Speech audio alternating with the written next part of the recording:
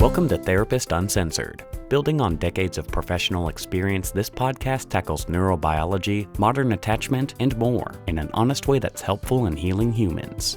Your session begins now with Dr. Ann Kelly and Sue Marriott.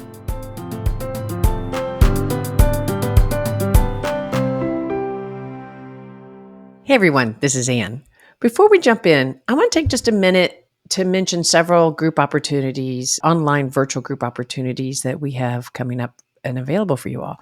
So I'm going to be leading two different groups, two 8-week online groups focusing on building security in ourselves and our relationships. So the groups will meet weekly and they'll involve a little short didactic educational component done by me based on the concepts covered in Sue and my book, Secure Relating. Then both groups will involve an open discussion among the members related to, how attachment patterns might be hindering you or me and enhancing how we show up for ourselves and our relationships. So we're going to explore ways to shift it, so maybe those frustrating, repetitive patterns that we get in, and discuss ways to keep ourselves in the green zone even when things get really, really difficult. Okay, so there's two groups. How do they differ? One of these groups is for anyone wanting to explore and better understand your own attachment dynamics and how they're impacting you in any important relationships in your life. So while I imagine much of the discussion may center on current or past romantic partnerships, this group will also be great for anyone focusing on dynamics that emerge in important relationships such as friendships, parenting, coworkers. Doesn't even have to involve romance. So that's the one group. Another group may feel just a little bit more intimidating because it's going to involve couples or members of romantic partnerships attending the group together. I know that can sound like a scary thought, but if we think about it, learning this material with your partner or partners, as well as with others who are having likely similar patterns showing up in their relationships, could really help give perspective and support, maybe even a needed nudge here or there. Now, I want to be real clear. Neither of these groups are therapy groups. The goal is to stay focused on attachment patterns and building understanding and strategy towards more effective, secure relating opportunities. So it could be a good jumping off place for those that may want to attend therapy or do some therapy, or just a way of using community and support in your own learning and growth for yourself and your important relationships. So just to note that I'm going to meet with all members prior to answer questions, worries, or also to make sure that members are a good fit for this type of group. So the start dates of these groups will be determined once they're formed. They're filling up. So jump in. If you are interested in either of these groups, check out our website events page, or you go to www.therapistuncensored.com/events. Also, Sue is putting together a reading group for the book Secure Relating, so specifically a reading group going through each chapter together. So this will be fantastic. If you've ever done a reading group with Sue, you know what I mean. Okay, now let's jump into today's episode. We're going to do something a little different today. We've never done this before. We are going to air somebody else's podcast. Sue and I were interviewed on this great podcast called The Baffling Behavior Show. And last April, the host, Robin Goebel, interviewed us on our book. And it was kind of fun to be the guest. So we're going to play that here today. And as we mentioned, Robin Goebel, well, she is one of our favorite human beings, really, and a friend that she used to live in Austin. She does not now. Also, for those of you that have been listening more regularly, you may have already met Robin because she was the host for our virtual book launch last April. So that was so much fun, and she did a fabulous job. And for the longtime listeners, you might recognize her name because she has been on Therapist Uncensored several times talking about trauma and working with children and difficult emotions and behavior. And since then, since her time on our podcast, her work has really, really exploded, and for good reason. She has a way of unpacking neuroscience for parents, et cetera, in a way that really makes it come alive. And she recently published a book, Raising Kids with Big Baffling Behaviors, that is just full of brain, body, sensory strategies that really work. So her book, we're so excited for. It's already hit the USA Today's bestseller list and has also hit the Amazon #1 bestseller list. So I really recommend that book to clients working with children and family members, actually. Also, for just anyone dealing with any baffling behaviors with any humans. I mean, the way that she speaks about it is so helpful. So if you check out her website, actually, she has so many great resources there. If you're a parent, there's a club you can join to get support for working with your kids. As a practitioner, there's trainings that you can do. So check out Big Baffling Behavior. So today, in the interview with Robin, she gets Sue and I to jump in and talk about secure relating, as well as walk through some of the concepts for her audience who likely may not have been exposed to Sue and I. So for longtime listeners, some of the beginning will be a review of the concepts, a refresher. And for new listeners, it's a great way to jump in and grasp some of the ideas that we cover on attachment and neuroscience and the way we conceptualize it on our podcast. You also get a chance to hear what language Robin uses to talk to parents and kids about the concepts of dysregulation that also relate to attachment patterns. So I think that's a really helpful way to sort of see how these things overlap. And then as we move on, we jump into this great conversation among the three of us, really on dealing with our own and our own countries and our own world's big baffling behaviors, dysregulated behaviors right now. So I hope you enjoy it. All right, let's jump in. So when your kid's behavior is baffling, and yours is too sometimes, yeah, I know. Let's take a break from all the bamboozle here on the Baffling Behavior Show. Hey, y'all. It's me, Robin Goebel, and you have tuned in to the Baffling Behavior Show, or the podcast formerly known as Parenting After Trauma, where together you and I take the science of being relationally, socially, and behaviorally human, and I translate that for all of you parenting or caring for or educating kids with vulnerable nervous systems, big baffling behaviors, histories of toxic stress and complex trauma, our neurodivergent kids. There's so many things that can lead to this nervous system vulnerability. And sometimes we have no idea what has led to the current experience of nervous system vulnerability. But we come here together to try to make sense of it and to figure out how can we help our kids be their best them. Today, I am bringing some guests on the podcast, y'all. We haven't had guests on the podcast in a while, and I am excited, honored, thrilled, overwhelmed to bring to you dear friends and colleagues from back in Austin, Sue Marriott and Ann Kelly. You might know Sue and Ann. Well, if you are from Austin, you know Sue and Ann because everyone knows Sue and Ann. They're just fabulous. But you might know Sue and Ann from the podcast Therapist Uncensored, which is one of the top social sciences podcasts in the world. They've been podcasting forever, it feels like. I've been a guest on their show at least twice. I think twice. I had the great fortune of being an in-studio guest many years ago when I lived in Austin. And then a few years ago, we met virtually, and I had the opportunity to be on their show again. And this time, it's my turn to introduce Sue and Ann to my audience. Now, Sue and Ann are just about to release a book. It comes out April 30th. That's next Tuesday. The title of that book is Secure Relating.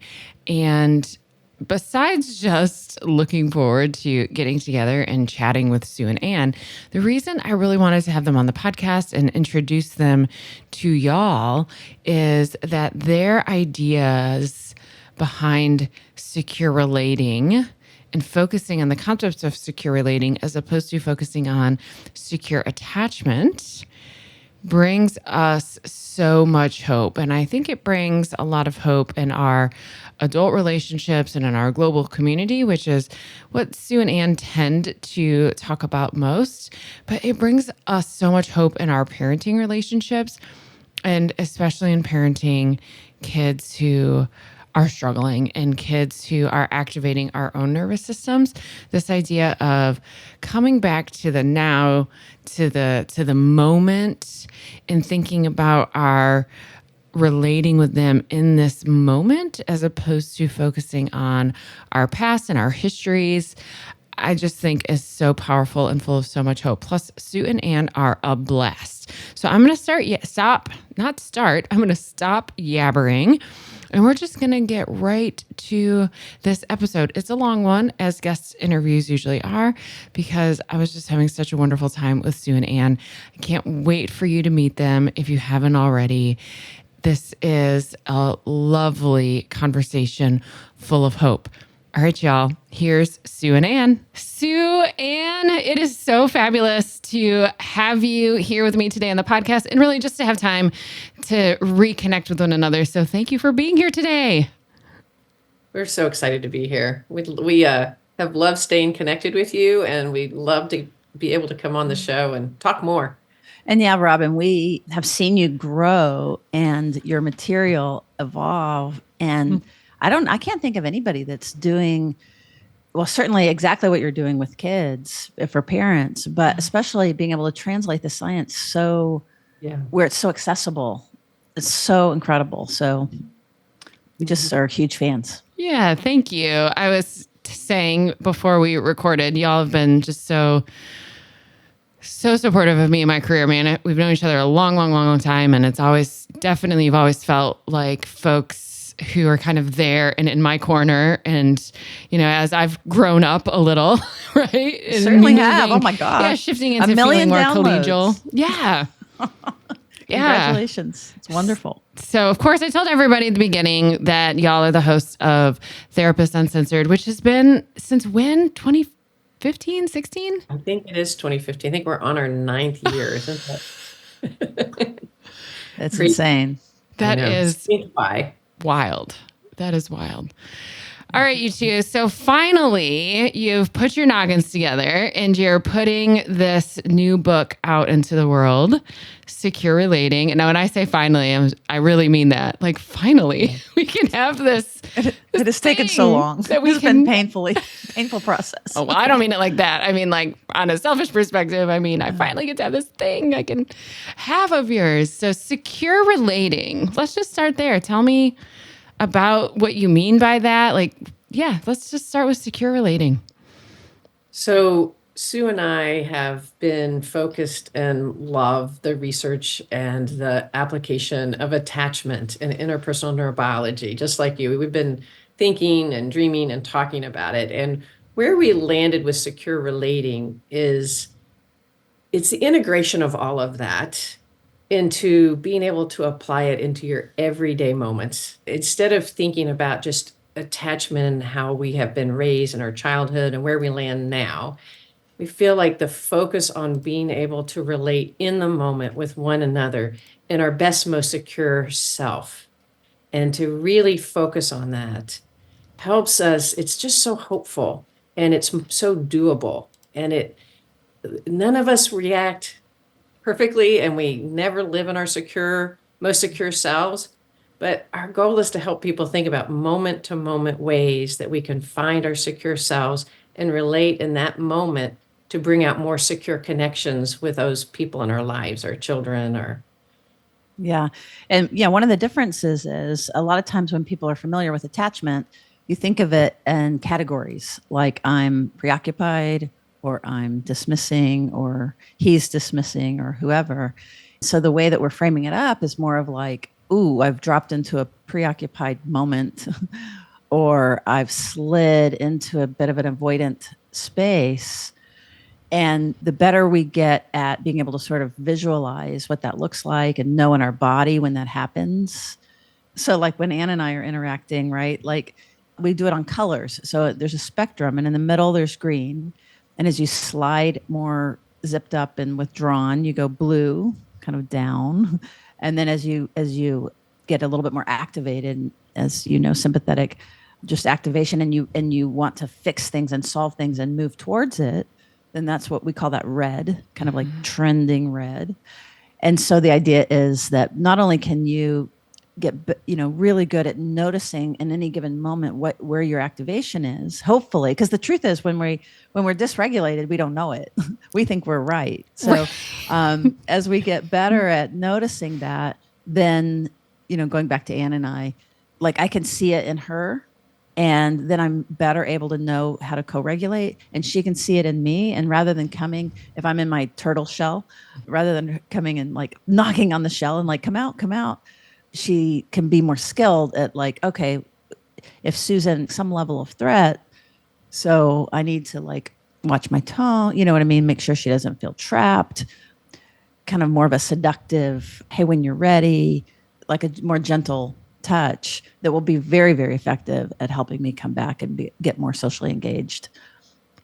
I love so much how you're, shifting the conversation around attachment and even secure attachment to look at as so dynamic that we're constantly shifting. And I was introduced to that idea from my work with Bonnie Badenoch. It's really kind of the first person to help me feel in my own body the truth of that, and the relief I remember feeling of that it's not static, that it is dynamic, it shifts, it ebbs and flows, and then the hope of that it can shift more. Yeah, it's so important. And I think, we're all emphasizing hope because it really shifts how we engage. When we're in our fear, and as parents, we are so often activated out of fear because we want to do the best that we can. We want to have secure kids. And sometimes the theory around attachment is motivating, but sometimes it's scary. Am I doing this? Am I creating a secure child or an anxious child? And so then we're focused on the outcome rather than the moment, right? Rather than if I can just engage in the most secure relating way in a moment, that's all I need to focus on. And it affects everything. It affects how we think. It affects how we engage. And that is the best way to try to help security come out in each other. And that's the hopeful part is, I can just change in this one moment. I don't have to change my entire being or my entire history. And I can have a more secure relating moment and really feel like I can sink in. And it makes such a difference. Yeah, the way you even just said, I think there feels like almost this contrast to me in this idea that there's so much hope, yet at the same time, like oftentimes I think about hope as this like in the future thing. Yeah. So here we're bringing together like the hope is because we're actually going to stay focused on the here and now. Yeah. And the piece that's right here, the piece we can touch now and not think so much about what is going to happen in the future. What does this mean for the future? Yeah. And, one of the specific things that we talk about in that same regard about the being present in the moment is, there's this idea of don't focus on the bug, which basically what that's about in the book is that we tend to focus on the thing that's out there, the child's behavior, the thing that just happened. And again, the more that we do that, it's more of a sign that we've a little bit lost. We've been a little bit slid maybe out of that green zone because and you did this and it's because of that. And, I'm pointing my finger because that's kind of how it feels, right? It's like, I'm only doing this because you did that or whatever. Yep. And I wouldn't be upset if you didn't slam the door when you come in or whatever. But this practice is more of noticing first. It's like working from the inside out instead of the outside in. Mm-hmm. So all of a sudden I have a spike of irritation or something. And that kind of the practice is like noticing that first, and working inside out, so that's then something that I'm more interested in that, and which then is going to help me connect to more of my whole mind to then respond to my activation, rather than whack-a-mole trying to fix everything out there so that I feel better. So that's kind of, it's not only just in the moment hope, but it's hopefully the skill of what to do. And again, I know that your training is so good about regulation and trying to work on people taking the breath, and basically it's a very similar. It's like getting back into your secure, grounded self before you move. Yes, that's you a act. clear place with self. Which is just exactly like with you've self. said a million times, like that's so hard. I mean, once we get kind of dysregulated, we lose that, and that's by design. Like physiologically, we're supposed to stop focusing on ourselves, and so to create more space where we can, kind of return to that. Well, we're supposed to stop focusing on ourselves, but in doing that, we actually get quite selfish. Yep. Again, by design. Yeah, we're in our self-protection, right? Like because when we're self-protecting ourselves or our children, right, that's all we can see is think of, we see things in black and white. And that's the thing about coming back in the moment, because when we're activated, we think right this second is everything, don't we? It's like this one engagement I just had, I screamed at my kid, and I know I'm not supposed to do that. And I just, this is horrible. And we get really caught. And I love what you're saying, Suze. I either can go, I had to scream because he or she was doing this, or sometimes we go inward, right? Yep. And we're like, I suck as a parent. Yep. I can't believe I know better. I know better. Yep. I think that's the most painful thing is we all know better, right? But we don't always do better. Well, yeah, we know better in one part of our mind. Yes. And when that's accessible, we do what? We do great. Yeah, exactly. But when we're activated, we can't do better. And then I think that is one reason why we really love to talk about the spectrum and the visuals. When Sue's saying green, we like people to think about that's like our secure go place. That's in the middle. Because if you can use a visualization, that's, once you get used to thinking about things and visualizing it, when you're activated, you need something to grab onto. Yes. At least I do. Yeah. Right. And so in a moment, if I can grab onto that, okay, wait, where am I? Like if I can imagine Sue's way down there in the blue, instead of she's just being, stonewalling or just being a jerk, like then I start attributing all these false black and white kind of thinking. If I can visualize where my child is really activated, if I can say, okay, I might have screamed at you. That's because I was so activated. Like if I put my mind to bringing my green self forward, if my secure relating self forward, what would I do next? What would my best self do in this moment? Right. And then we're not talking about me as a whole person. We're saying in the moment, what could I do to rectify this? Yeah. To me, it's hopeful in that one moment. So I screamed and yelled. And instead of getting preoccupied in my own mind about how bad I am or how bad my child is, I go, okay, wait, in this moment, I just need to find my grounded self.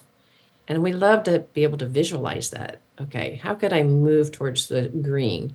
What are those skills in this one moment? If I don't stomp up the stairs and chase them, and I give myself a moment to breathe, then when I do go up, I'm going to be more centered. And that's all I have to focus on is that one moment instead of the future hell I just created in my child's, life because I was a jerk in that one moment, Yeah. Would it be all right if we paused for just a second and really talked about this model you're talking about, green, red, blue? And I do think a lot of my listeners have some beginning attachment language. And so if you even want to kind of dovetail them together with attachment language, and then maybe I can pop into and talk about maybe how it relates to the things we talk about a lot here, which is our owls, watchdogs, and possums. You want me to go? Sure. So if you will visualize, and again, there's some great graphics and stuff like that in the book, and there will be some on the website that you can pull down. But if you'll visualize like a spectrum, horizontal spectrum, and by spectrum, we mean that it's not specific colors, that they go in gradations. And in the middle is the green. And as it moves to the right, towards red, which is, kind of preoccupied, anxious, that's when our nervous system is moving towards the problem. That is when we lose contact with ourself a little bit, and we get very focused. It's when our attachment system gets activated, and we think that the solution is to hold on. And whether it be our words, we get real wordy, we text a lot. I think sometimes about with kids that, like that feeling of, your teenagers in their room and you're standing outside the door, like so much wanting to talk to them. And you can't, you notice every movement they make. And as they walk through, do they say anything, like that's a little bit, it's like that teenage love or something of like where we're very, very focused on them. It's just a little bit, I would call that a little pink, and then what would it be like to like move back into a more secure place? Like when they're ready to talk, they're going to bring it to me or what have you. So that's just one side of it, right? So that's associated with preoccupation.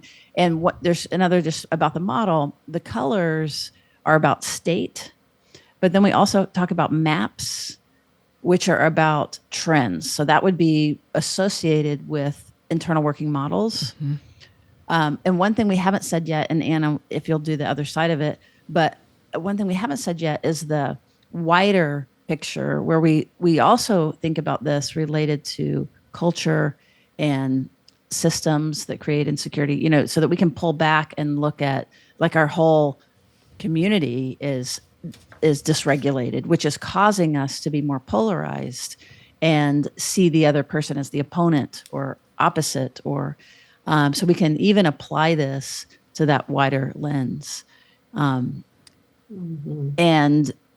I'm not sure, Anne, what part you want to pick up. And then there's also a part about sunglasses, which have to do with information distortion, which happens when we're dysregulated. And just dropping into bringing it to the attachment language, which you've already pretty much done. But like you said with the map, if we see developmental attachment falling into kind of integrating into this map, which is then the red is preoccupied or anxious attachment. So those, when you think about the category of anxious or preoccupied or ambivalent attachment, that would be the red. So if you tend to have really predictable strategies, or your child does over and over again, and that's where they lean and they use those strategies more, that would fall under preoccupied attachment. And then the green is what we refer to if you kind of have the privilege of being raised in and living where your body can feel secure. That would be the green, where you maybe live more in a secure related attachment style.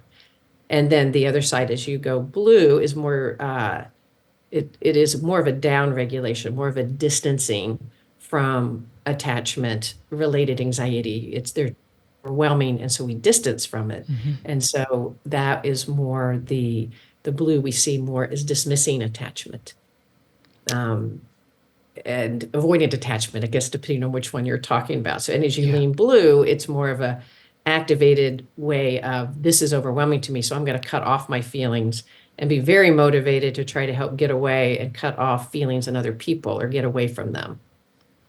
I like how both of you have said that, metaphorically, we can think about as you go to kind of the red side, there's the strategy is to move toward. And move towards the what's uncomfortable, move towards the anxiety, like really give a lot of energy to like, how do I fix this problem right now? Yeah. The pressure. I felt a little called out when you talked about all the texts, but anyway. Hey, I was calling myself out too, so I can do both though. I've got strong boths for sure. Whereas that blue side is a little more of like kind of backing away or moving away from your own sensations, as well as maybe what's happening relationally. Is that an okay way to kind of think about this? Yeah. I think it's a wonderful way. And what about your owls and your possum? I'm not positive that it will perfectly relate because it's also because that's the neuro part, right? Sure. You want to speak to that? So yesterday, it is, of course, nothing is going to totally overlap. Yesterday, a colleague of mine said something that he said before, he reminded me of it. He said, all theories are wrong and some are useful. It's like, oh man, if there's That's wonderful. anything truer, no, So I love having a lot of different metaphors available. Because we all resonate with something a little bit differently. And then some of us resonate with several different ones, and they don't have to match up perfectly. That's why they're metaphors. So, I think if I was going to, talk about this real broadly, it sounds like that green space is more of what I would talk about as the owl pathway, which I tend to, connect more with that ventral vagal state and that capacity to pause, to be present with discomfort, right? When a relationship ruptures do happen, we notice them and we don't like it, but, we're not overly zealous and moving towards or kind of collapsing underneath it either. So that's probably more like our owl brain or owl pathway. Whereas it sounds like as you go red, right, there's some sympathetic activation there. And so we would talk about that being kind of on the watchdog pathway. Whereas going blue, retreating, collapsing in, sounds more like that possum pathway.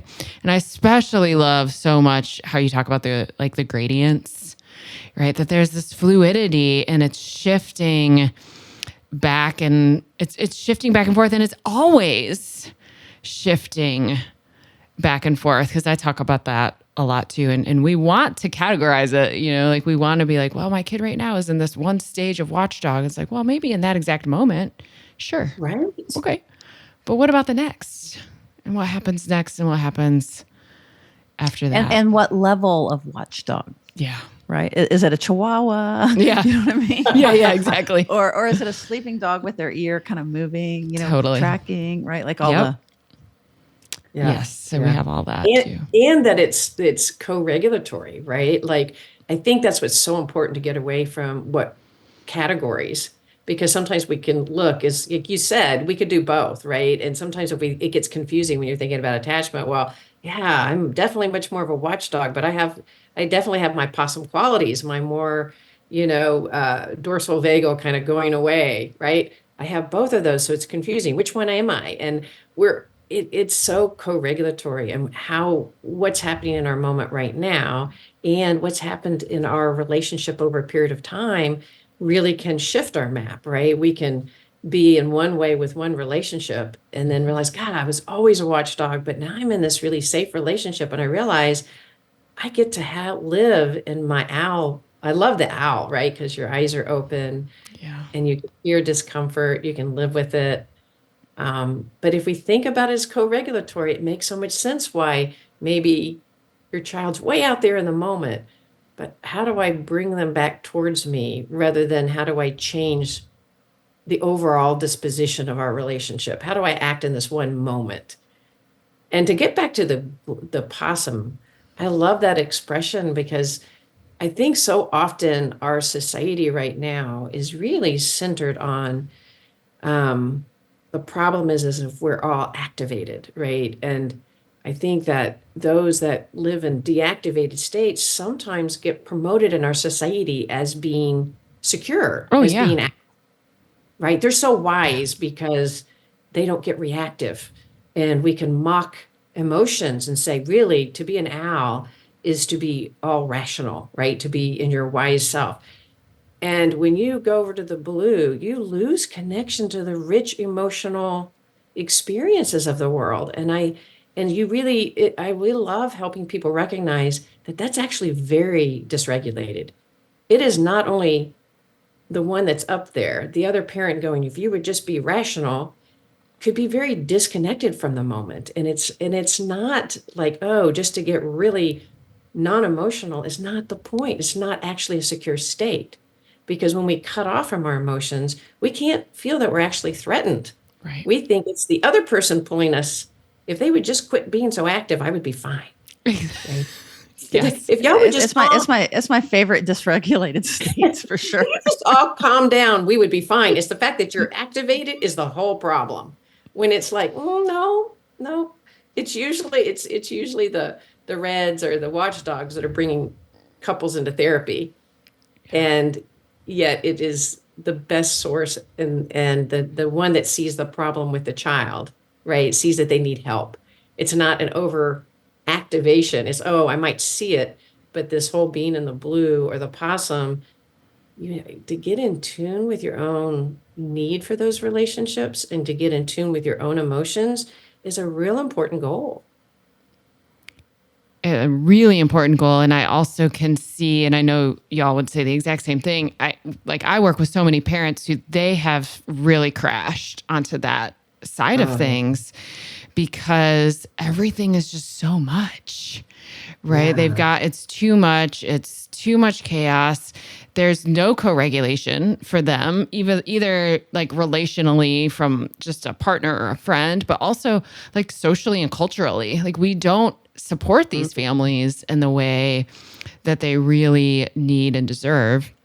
And so it makes so much sense that they're going to, and I do tend to use the word crash because I think that's what it feels like to a lot of the parents I work with, like crash onto that possum pathway or into that blue side of the spectrum where it's just like, it's just too much. I'm going to step away and not feel and not be relational. And what I hear y'all saying is, of course, like all these things make perfect sense.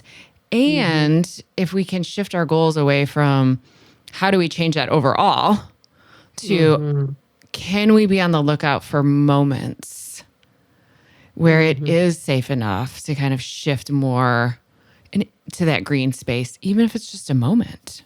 Even if it's just a moment.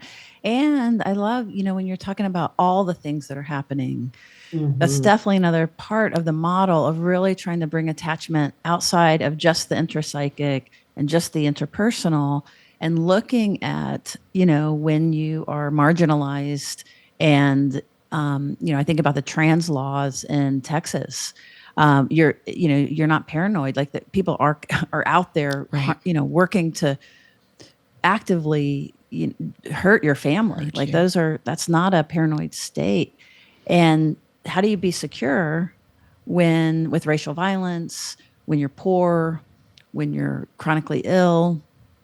And like you said, Robin, our culture and our society isn't set up to take care of folks that are outside of, certain norms or what have you, right? When you fall outside of it, then it's very easy to blame those people, like the unhoused or just, or poor people just aren't working hard enough. Well, have you met some of the folks that are, you know what I'm saying? Like it, so there's something inherent in the system that ends up blaming people for their own kind of misfortune and their own, some of the ways in which the symptoms show up. And we really want that to be part of the conversation because in thinking about, like, I love the work even of what has happened to your people and what is still happening to your people. And what might I be doing to continue to create a problem, but like basically really raising that awareness of so that we're not unintentionally blaming the poor single parent out there that just doesn't have the right structure, enough structure with childcare, with healthcare, with things that they need that is causing them, their nervous system to be on alert and dysregulated. And then messages are, well, if you would just relax, if you would just, you should just meditate a little bit and things like that. Yeah. It's like, yes, that's also true. And also it would help to get child subsidy or to get, free childcare or what have you.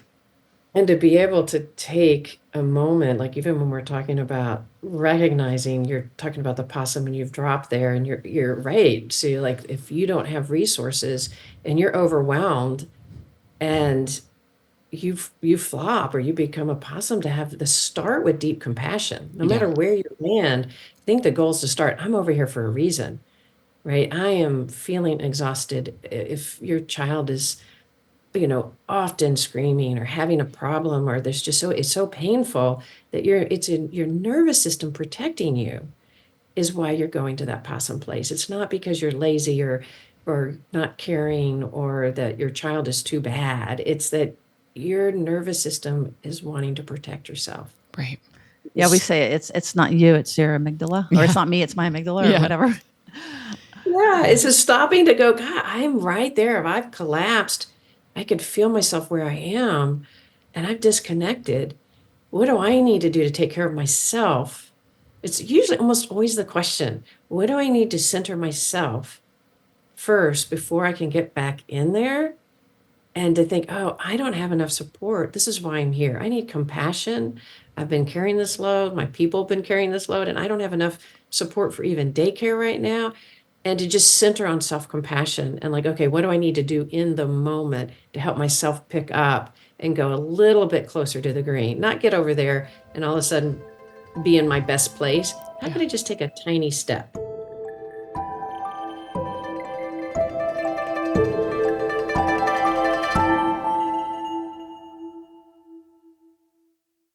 All right, let's take a moment to talk about our sponsors. So, most of you know that I'm pretty focused on fitness and nutrition, and we talk a great deal about both as well as our gut health on the podcast because all of these things really impact how we regulate our moods, cope with stress, not to mention just help us live well, stay active and healthy. So I recently discovered a whole food that I love. It's arm raw colostrum. And I have learned so much from both researching it and adding this to my diet. So, one thing I learned is that colostrum is the first nutrition we receive in life, and it contains all the essential nutrients for our bodies that our bodies need to thrive. So, arm raw colostrum is premium bovine colostrum concentrate, and it's sustainably sourced from grass fed cows. They ensure it's only after all of the baby cows get what they need. And then it's optimized for human health. It harnesses over 400 living bioactive nutrients that strengthen the barriers of our body and fuels cellular health. So, the effect on immunity and metabolism and gut health is pretty important. So, since I've discovered arm raw colostrum, so two things I've noticed about the effects on me. First, I could feel the impact on my endurance during my workouts. First, it was subtle, and then I really noticed a difference. And I love that. The thing that actually caught me by surprise, though, and it was a pleasant surprise, was the effect on my hair. I've been looking for something to help my hair from like the natural thinning process that I've started seeing. And when I started taking arm raw colostrum, I noticed a difference in my hair pretty quickly. It's helped to make my hair thicker and healthier. What I learned is that it stimulates the stem cells and collagen production. So anyway, I recommend just give it a go, give it a try, see what you think. So we worked out a special offer for our audience. You receive 15% off your first order. Go to tryarmra.com/TU or enter TU to get 15% off your first order. So that's TRYARMRA.com/TU. All right, let's get back to the episode. We are talking about something without totally articulating it. And I wanted to articulate this piece, which is before we even would move into trying to change anything, we really, truly just are with the reality of it.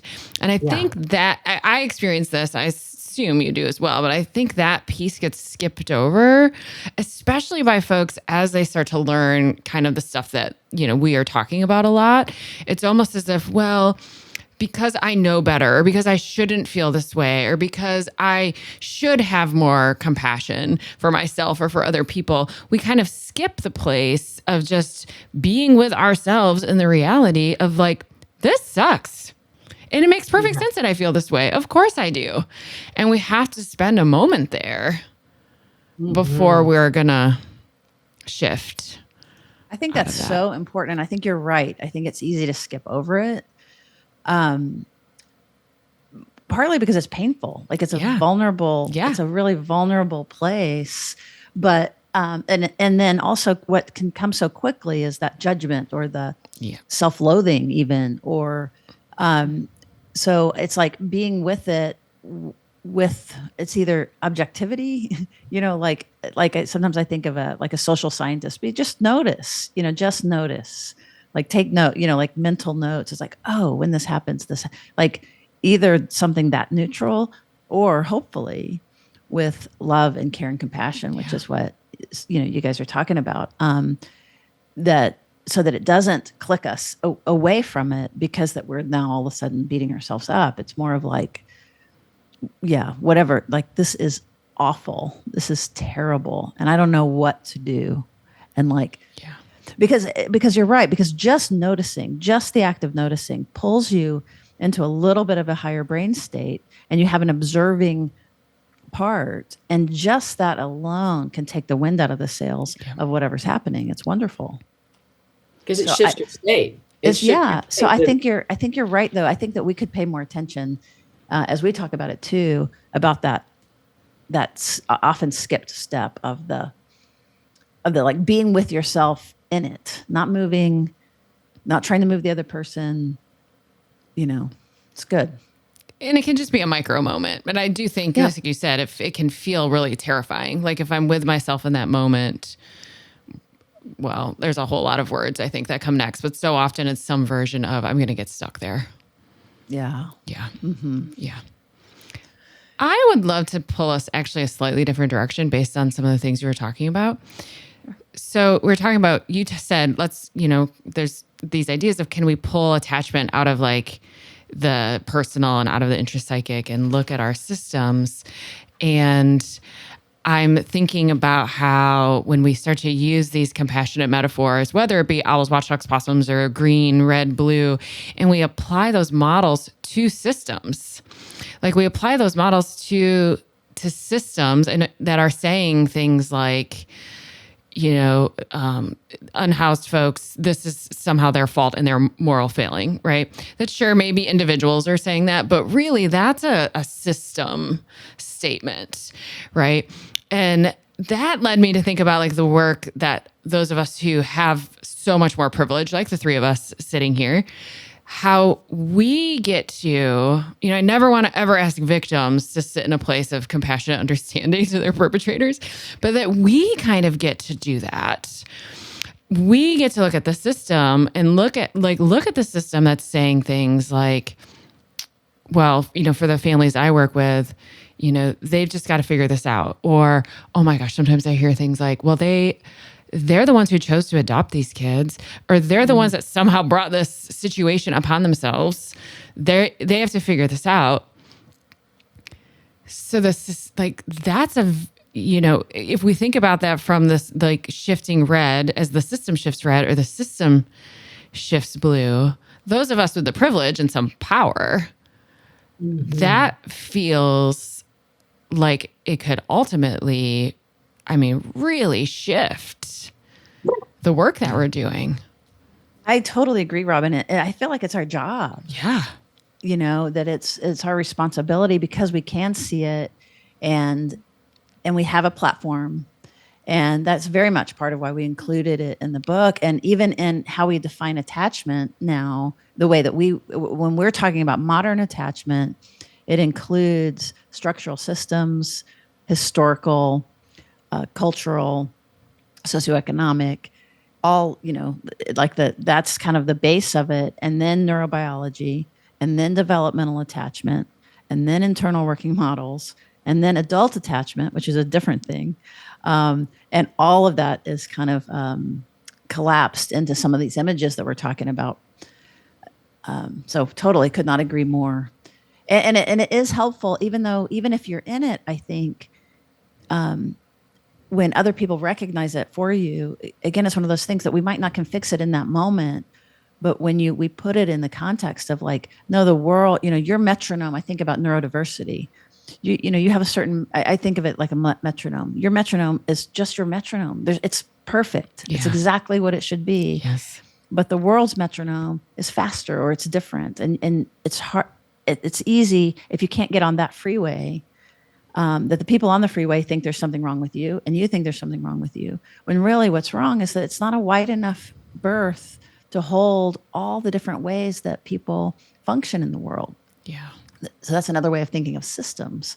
And so just by naming that, it doesn't change it, but it can provide some support for the person to, and then, then you see all the advocacy, you see a lot of things happening, which is really exciting, where that you can become more active and rather than going blue or going red. You know what I mean? Like, oh no, we can call things out. Another thing that I think is a miss, it's easy to miss, is when we talk about secure relating and we talk about green or wise wisdom, that's not a super soft place. Right.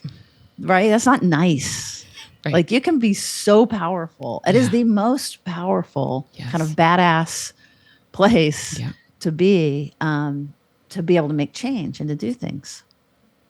Oh, I love that. And just all of this discussion about seeing the world as a system is so inspiring and motivating to all three of us and to so many people out there.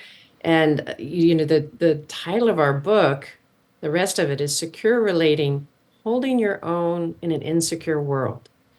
And that was so intentionally thought through, because it's a deep passion that if we can think of these things, not just as in ourselves or in ourselves as individuals in our relationships, but if we can hold the world in mind as a dysregulated state, and what is our part in bringing regulation to our whole systems, like instead of offshooting it, that's their problem. It's like, oh, we are collectively one system.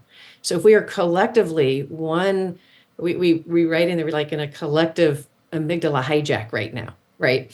Like, we stay activated and all these things pull us into activation, and these systems aren't set up to help us feel secure. And so the goal being, how do we collectively as a system bring our world into more of the green? And we can't be divided and blaming and seeing that the problem is always over there or the other people. Instead, like, what do I do to change the conversation inside myself and to challenge the systems we're part of to make more security for everyone? Yes. And how do we shift systems to be more secure and holding? It's such an important question. And what I really love about that part is that just like dysregulation is contagious, so is regulation, and so is security. And so we have this idea of, like, we keep talking about spreading security or whatever, that wherever you are, wherever you're listening from, all across the world, that you moving into you making these micro movements towards green, towards your wise mind, your owl state, really does make it safer for the people around you, which then increase, you know what I'm saying, that it creates these little ripples of security, and they might be teeny tiny, but if enough of us do this enough of the time, and we're practicing and we're working towards it and we're talking about it, I mean, that's very hopeful. Going back to hope, it's like we can do something, even if it's just doing something with the person that you're mad at right now or that has harmed you.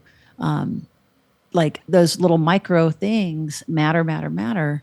And they really do spread. It's contagious. Security is contagious.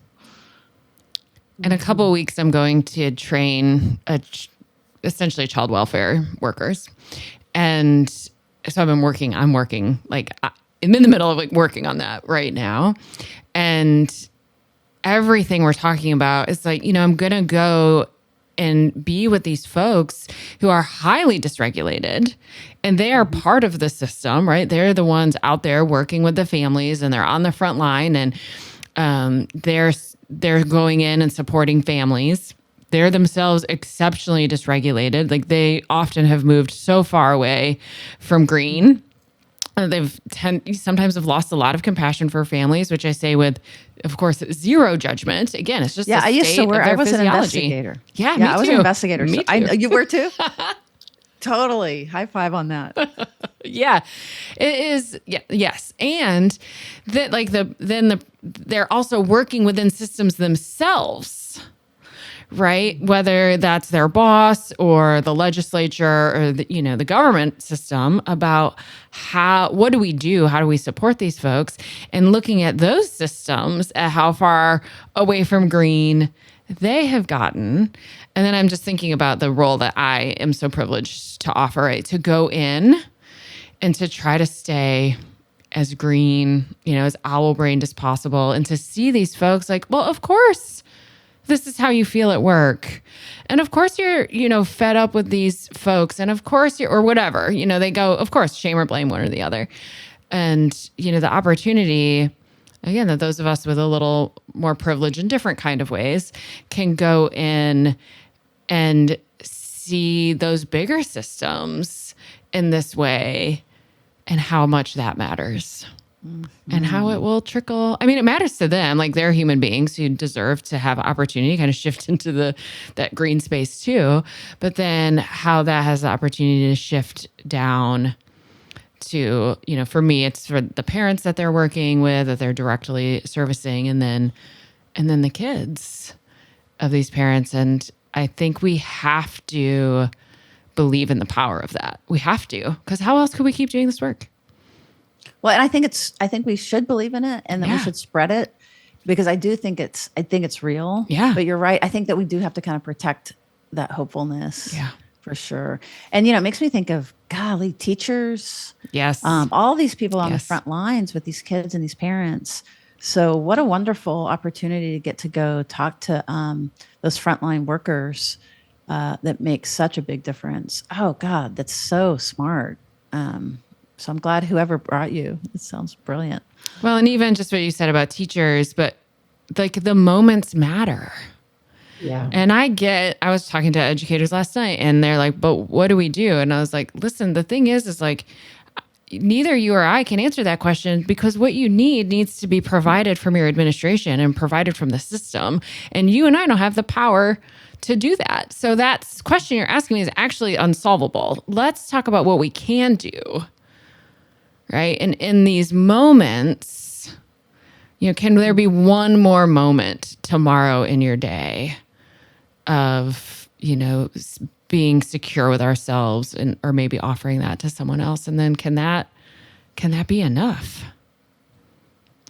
Right. And I love that. And you've started though with being able to recognize with them and for them that the system that they're in, that it makes sense that they're feeling what they're feeling, right? We start there. We haven't jumped to the hopefulness. Because what you're saying, pay attention to your system, both inside you and around you. And of course you're in this double bind with this position that you have to assert that you might not believe in, or these, whatever that is. So starting with that awareness, like we said a while back, of the hard situations are real. Yeah. And being able to stay there and then say, okay, with that, what is that one moment that you can do? And I think that is such an integrative way to work with them. So it's just the core of integration, isn't it? The real right now and the hope of the moment. Yeah, I like that. And, another thing you're doing, Robin, is creating these communities. Mm-hmm. Yeah. And so I was thinking about that too, with teachers or with these workers, that it's kind of like find your people, find the folks that are in your boat, because we need each other. And, we can have these little rafts of security. Then it's not just you, but you can go across the hall and you can get so frustrated with your colleague. And then the colleague knows about this and is able to stay regulated and not just go off the rails because you're off the rails. Yeah. And you know what I'm saying? That like, it's also about finding those communities. And again, that's just so commendable what you're doing related to parents. But I was thinking, because it can be too much for one person to always have to find that one moment. Right. But we can do it together. Together we can do amazing things. So true.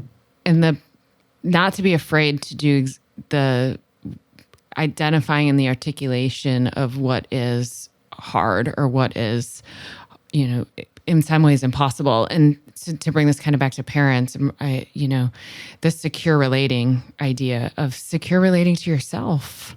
Totally. Right? Like, just like, this is impossible. This literally is impossible. What I'm, being tasked to do with parenting this child is quite literally impossible. And it can feel so scary to admit that that's true.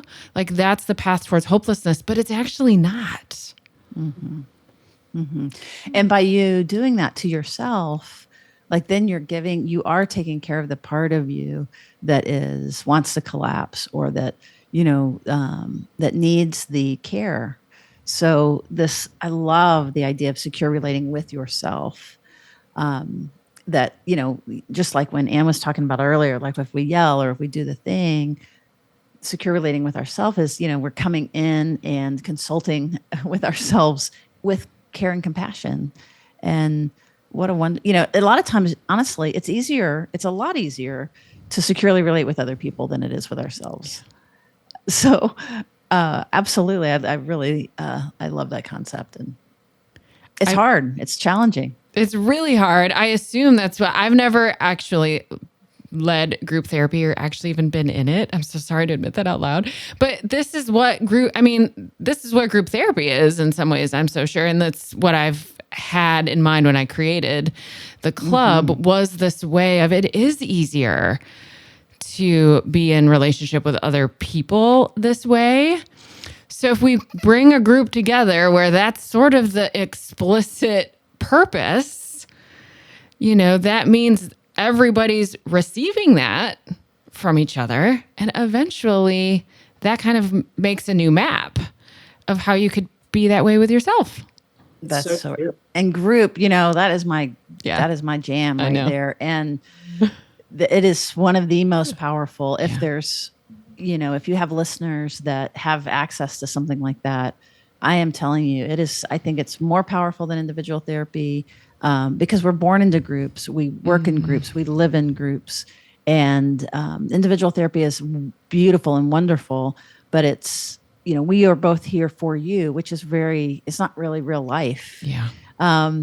Versus when you're in a group, man, it is real life. You compete, you have conflict, you love, you have all the all the feelings, but with support. So a quick plug for plugging into whether it be a therapy group or again, Robin, one of Robin's community or a local community, totally into it. Yeah, just knowing you're not alone is the biggest start. Like it's one reason I love the title of your book, right? Big Baffling Behaviors. Like it's like you can go, oh, other people have that. Yeah. It's not just me. It's not just my family. And I love to do referrals to your parenting experience because people need that. I am not alone in this system, in this world. And that in and of itself has been shown to be one of the biggest points of secure connection is just that awareness. Because when we are in the most activated state, that's the thing we feel the most. It's just me. I'm alone and it's going to never stop. I think those are the three things that sometimes we land on. And we know we have this group that we can go tell about and be in it. And somebody could just see you, just to be seen and not fixed. Yeah. It's the deepest part of our secure connection with one another. Absolutely.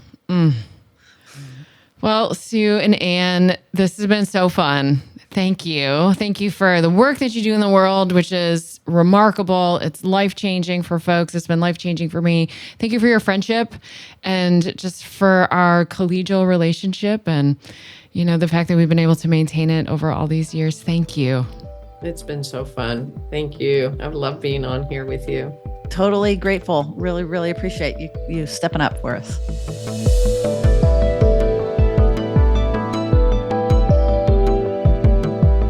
Therapist Uncensored is Ann Kelly and Sue Marriott. This podcast is edited by Jack Anderson.